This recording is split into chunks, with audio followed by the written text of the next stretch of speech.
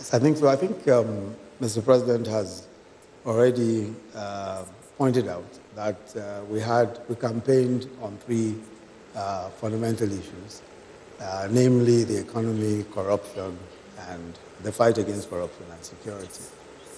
And in those three respects, we believe that we have laid very strong foundations, and I very strongly believe that we are on to much more progress if given a second opportunity.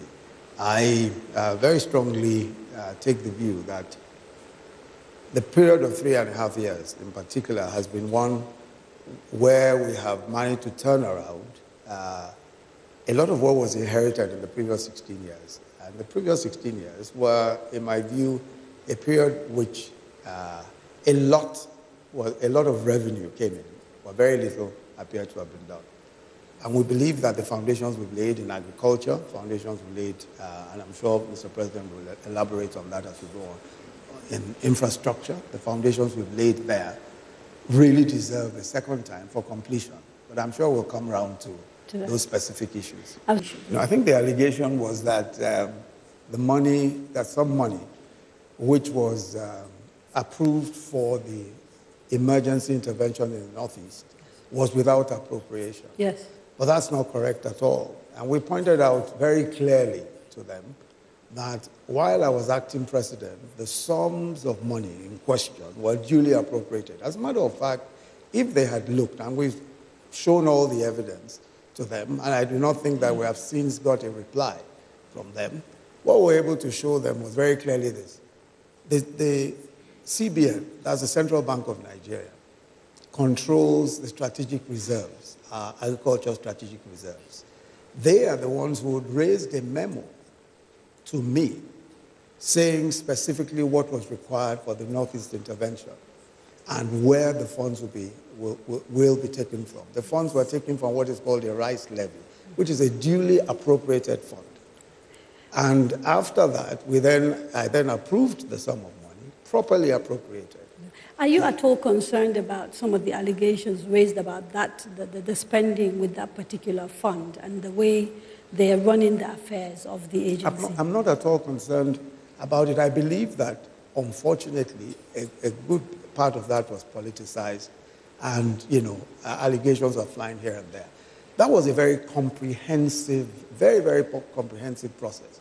What happened was that after the World Food Program had said that they were no longer able to feed the numbers that they were feeding before, there was a need for us to intervene because hundreds of people were coming out. So it was an emergency situation? Oh, yes, it was an emergency situation.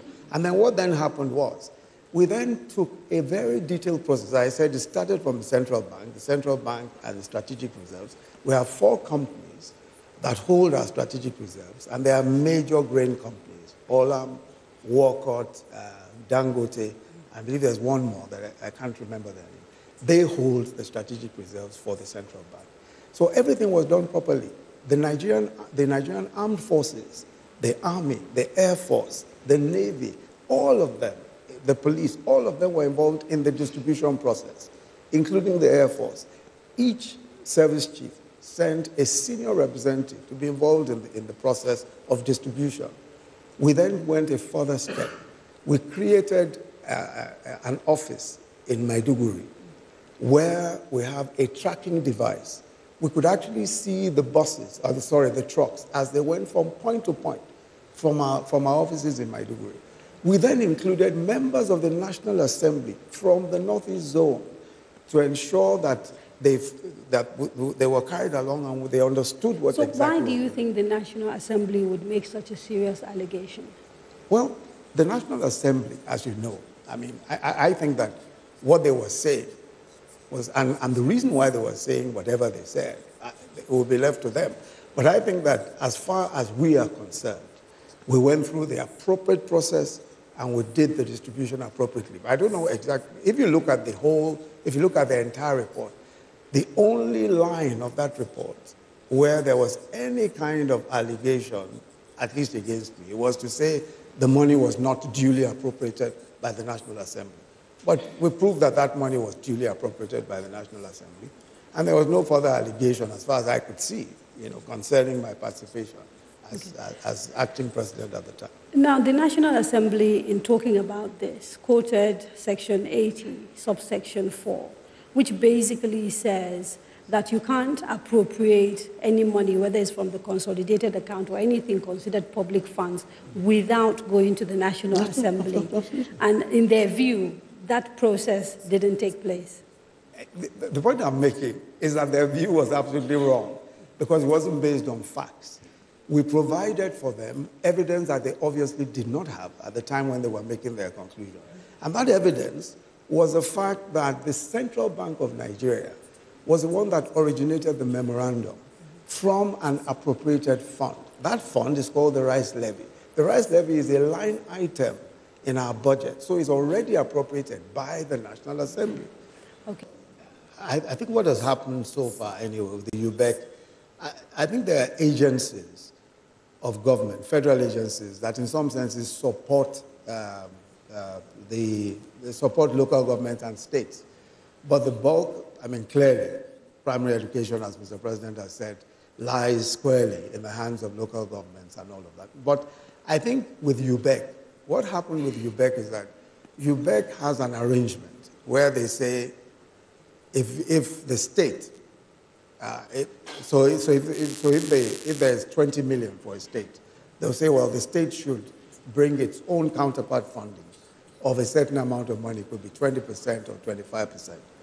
Now, that percentage is what the states ought to bring to the table before they have access to the UBEC fund. Most states never accessed the UBEC funds.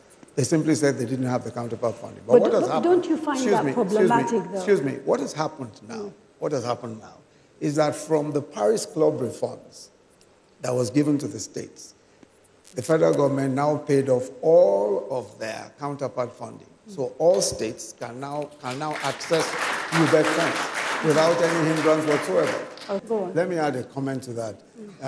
Part of what, because when the matter was referred to the governors, I chaired the committee, the National Economic Council, and part of the plan that the National Economic Council laid out was called the Livestock Transformation Plan. All of the governors in the so-called frontline states were also involved in this. And I think that one of the very important points that emerged from the discussions at the National Economic Council was the fact that there was a need to ensure that we were able to create some access to places, to grazing areas.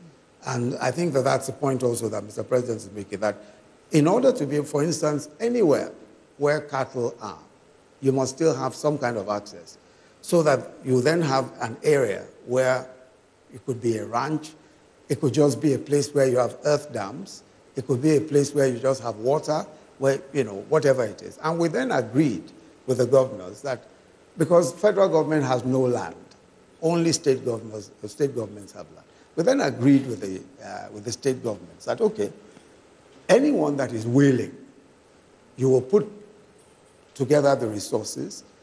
If private people want to put together the resources, they can build those areas. They could be called ranches or grazing areas, whatever you call them. And people will pay appropriate fees. The cattle raisers will pay appropriate fees, use the facilities, and go back whenever they want to go back. Because clearly, somebody has to bring those cattle to that point. And we tried to say that that was an interim phase, because as time goes on, you will eventually be able to stop grazing from one point to the other. But that will take time. Yeah, No, but you pointed out already. Let me be Mr. President's counsel. You pointed out already that he has his cattle in a ranch, in a farm. And I don't think that's old-fashioned. Mm-hmm. That I think is that is current. That you have your somewhere. But I think that the matter really is one, as I said, that is within the province of the National Economic Council. And that's why the governors took it up. Because the federal government cannot determine what will happen in any state, because the states themselves pass laws on their land and the use of their land. We don't have land except federal land. So there's really no way that we can do much with that.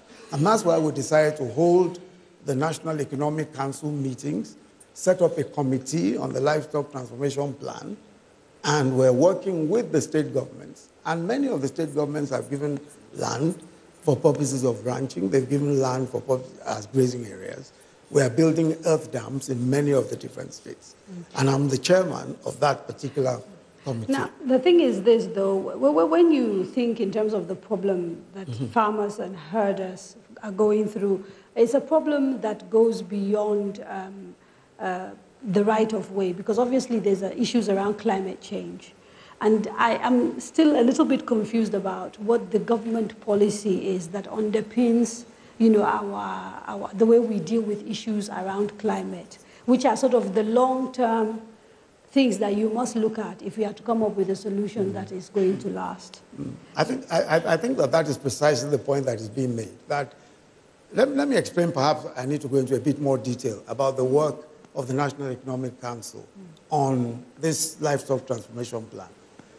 As I said, the reason why we had to constitute the governors where we had to constitute ourselves into a committee was precisely because we recognized that the reason why we have all these clashes between herdsmen and farmers is because of desertification. It's because of all of the conflicts over pasture and water. A lot of that is climate change related. Now, every state controls territory. Every state controls land. And under the Land Use Act, it is the state governor that has absolute control over the land of his state.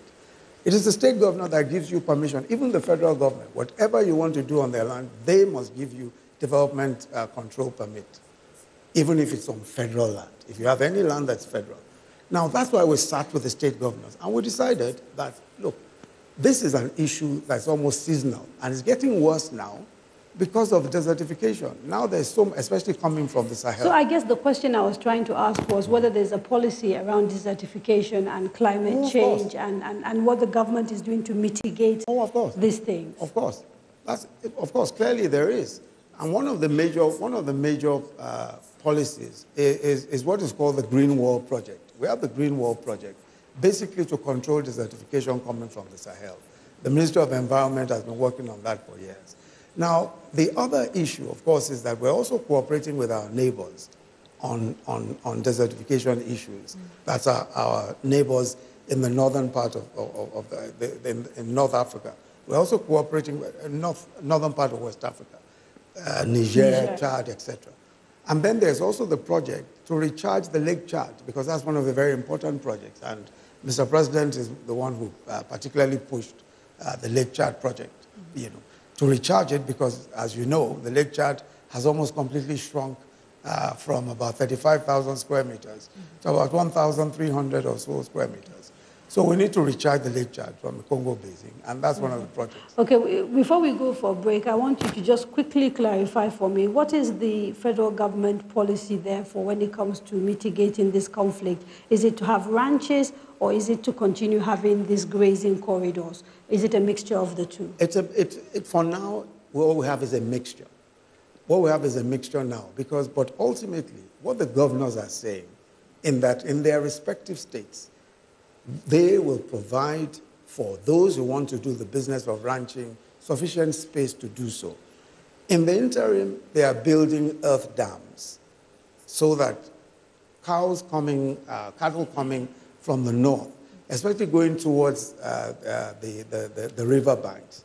And you find that a lot of these conflicts are in those areas, are able to, even before they get anywhere near there, are able to access earth dams, water from the earth dams, access veterinary care, and all of that.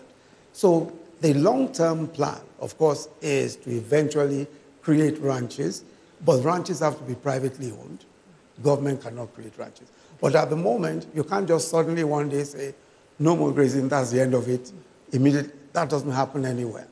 And in all of the places where the problem has been solved, because the Governor's Council, that committee, we studied it very carefully. We looked at everywhere where the problem has been solved. And it was a gradual process. It's that same gradual process that we're going through. Well, the legal position is that once there's a final forfeiture, the asset already belongs to the state.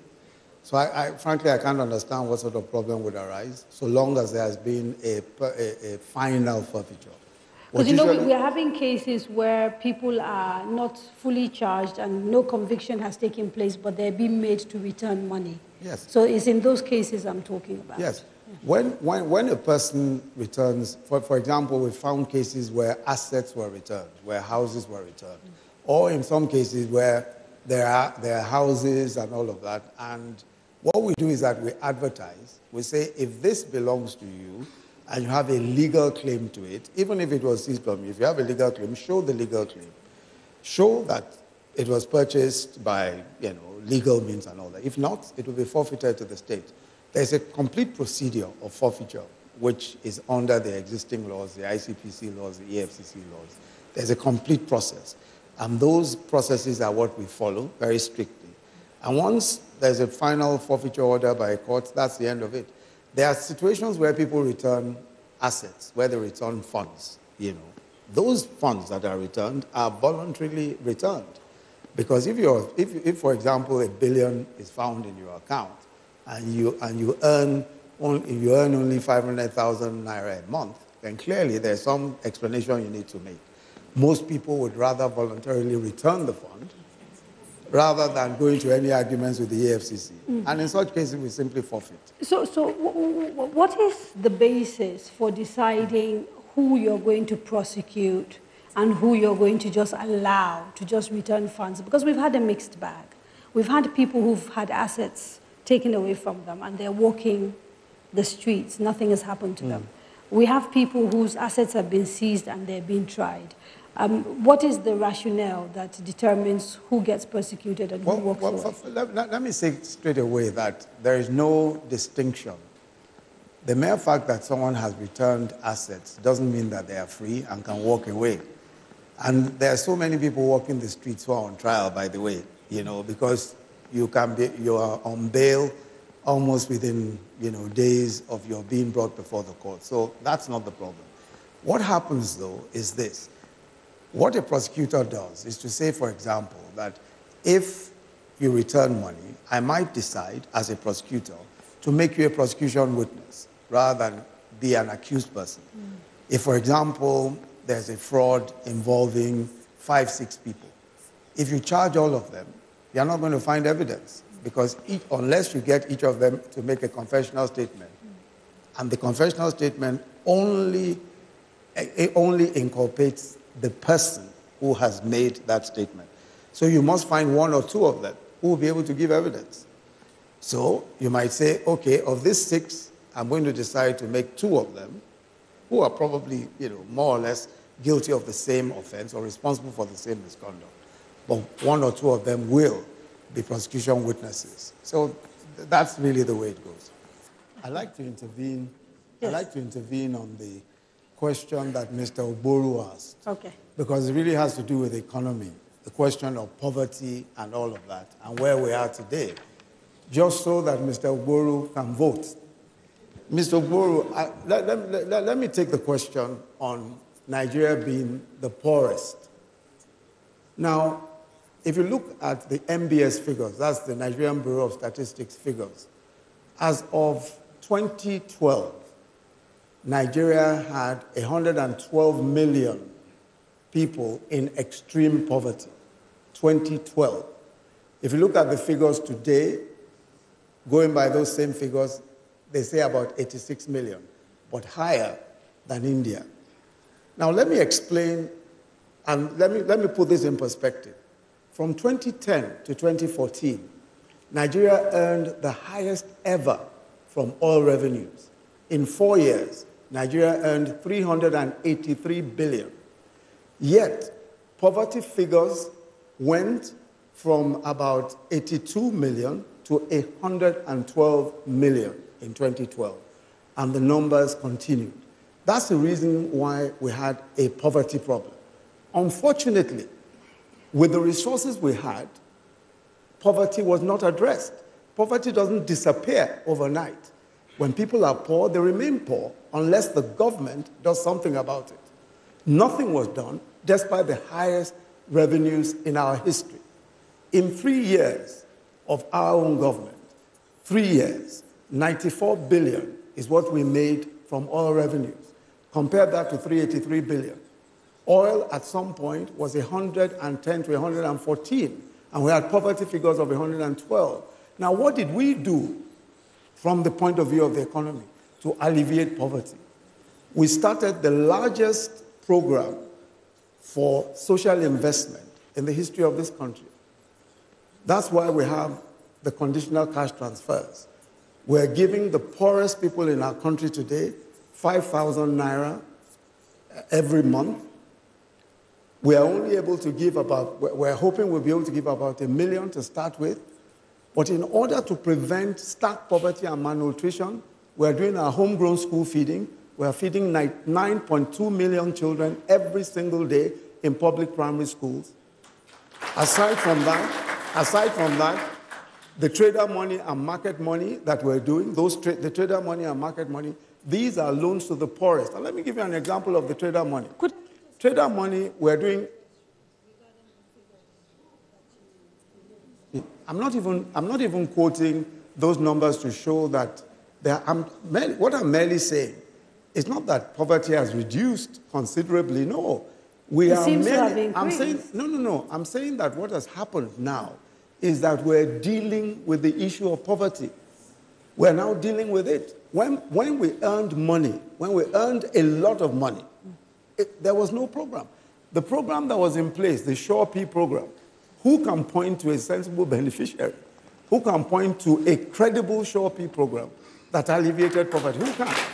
Let me finish the point that I'm making. Now, with the trader money, for example, I'll give you just one example. We're giving 2 million market women. We're giving 2 million of them loans starting with 10,000 naira. These are petty traders. Some of them, their inventory is not more than 2,000 naira. We give them 10,000 naira. When they pay back, automatically, electronically, they get 15,000. When they pay back, they get 20,000. And it goes all the way up to 100. And we're going to give 2 million people. All of that is 20 billion naira. Just 20 billion naira. Now, let me tell you what. There was a government in this country where $292 million was withdrawn weeks to the elections. Weeks to the elections. Another 40 billion was withdrawn weeks to the election. We have all the evidence. We've shown the evidence. Poverty at that time was still at 112. Today we're spending a mere 20 billion for 2 million people. If you calculate just $100 million, that today's money is 36 billion naira. If they had spent that 36 billion naira, more people would have moved out of poverty before we took office in 2015. Okay, let us not talk. So when we talk about poverty today, you can't. India had a plan to get its people out of poverty. That's how come India has even overtaken us. The first plan to get people out of poverty, a credible plan, is what we have in place. We're spending 500 billion. We're spending 500 billion in our budget. Poverty doesn't disappear. You've got to deal with it. And that's exactly what we're doing. We are dealing with it on a daily basis. We have a credible program. We're ensuring that program works. And that's how it's done. Okay. All of today, isn't it incredible? And Mr. Oboru, you too should find it completely incredible that people who squandered the kind of money, when oil was $100 a barrel, poverty was at 112 million extremely poor. Those same people today come and ask the sorts of questions and say, oh, but we're still poor. We're poor because nobody took the trouble to get people out of poverty. Okay. And that's what we're doing today.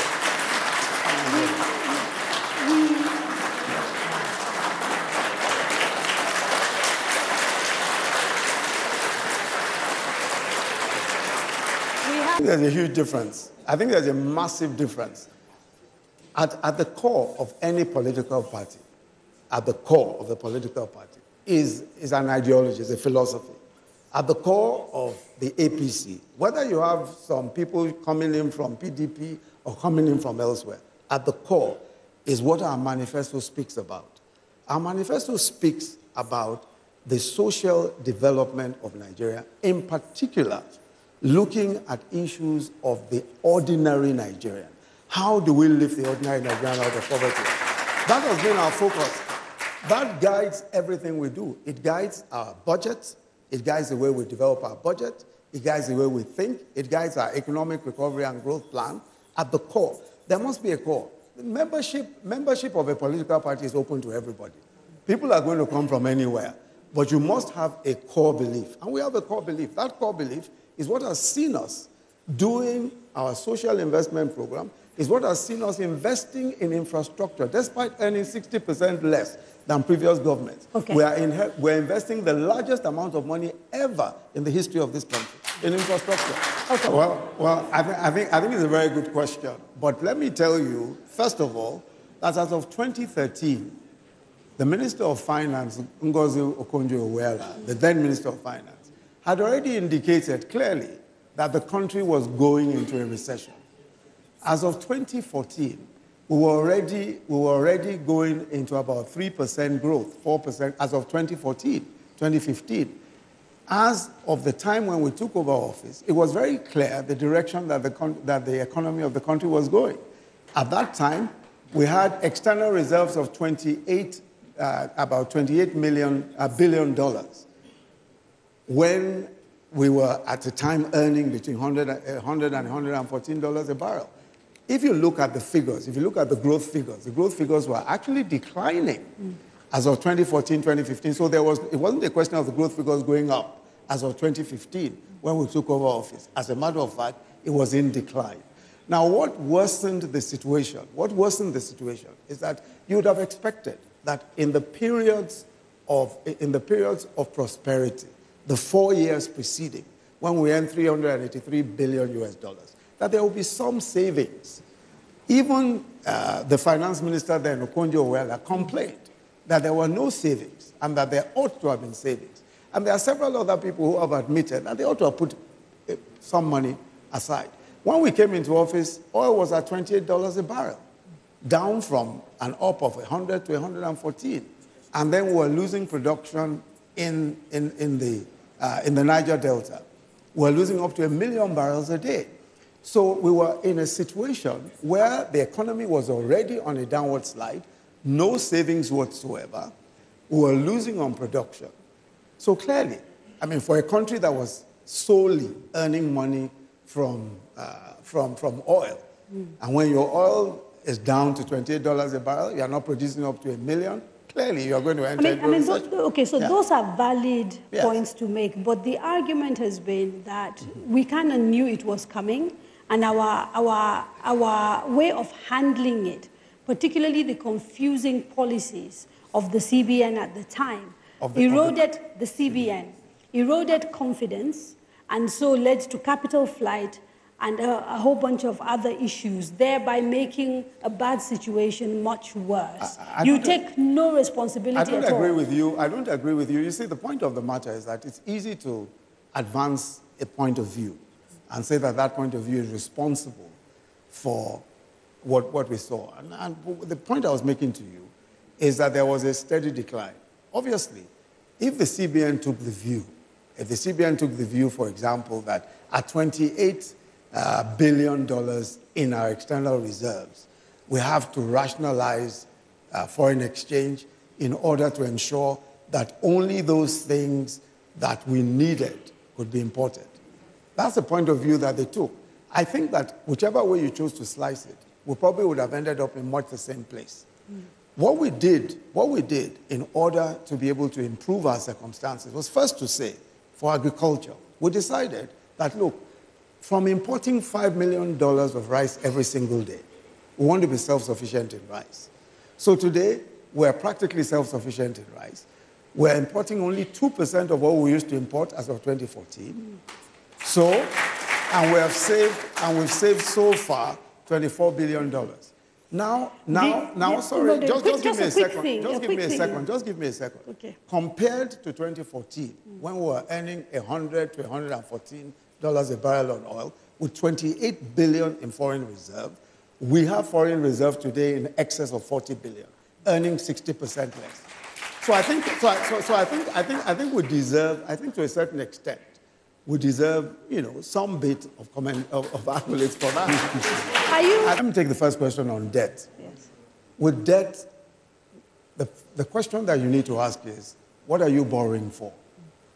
Every country in the world that wants to make serious development, that wants to undergo some serious development, borrows money. We, at the moment, our debt to GDP is one of the lowest in the world. It's about 20%. And if you look at comparator countries, Ethiopia is in excess of 50%. Ghana, that people cite, is in excess of 60%. Several countries of the world, 70 and above. We are still very low debt to GDP. Now the point of the matter... the DMO, yes. For example, the recommendations that they've made about sort of the percentages we're already way over those recommendations. Is that not a problem? No. Let me tell you, let me explain so that you'll understand this better. Now, what you put aside to service your debt, right, the question you need to ask is, what are you spending on? What we are spending on is infrastructure. So that in itself is meant to generate revenue, is meant to do well for the economy. So we're building the Lagos-Kano Rail. Our counterpart funding, we put on the table, our whole counterpart funding. We've done Alajawari, we completed Abuja, Kaduna, we completed the light rail within Abuja here. Lagos-Ibadan Expressway, we're doing it. Second Niger Bridge. These are borrowings that we took and we ensured that they were for infrastructure. And for the first time in about 10 years, we're spending almost 30% of our revenues on capital, on infrastructure. So clearly, if you talk about borrowing, people talk about borrowing as if, it's an individual that's borrowing. A government, a country, borrows and uses, what a country does is that you need to use your GDP. You need to consider what your GDP is. The problem that we sometimes have is what is called debt to revenue. In other words, we are not making enough money from revenues. In other words, from taxes, we are not getting enough money. It is higher than ever before, as you've seen from the figures. From oil, we should be earning more. From other sources, we should be earning more. So really what we should be doing, and this is what the government has been working on consistently, is earning more. So we have a debt to revenue issue. In other words, what we should be earning is much less than what our debt is. But fortunately for us, most of our debt is local. Most of our debt is Naira because it's in treasury bills and all that. So we are not in any kind of danger, and we are borrowing right. We are borrowing for the right things. Okay. We are borrowing for infrastructure. Well, we have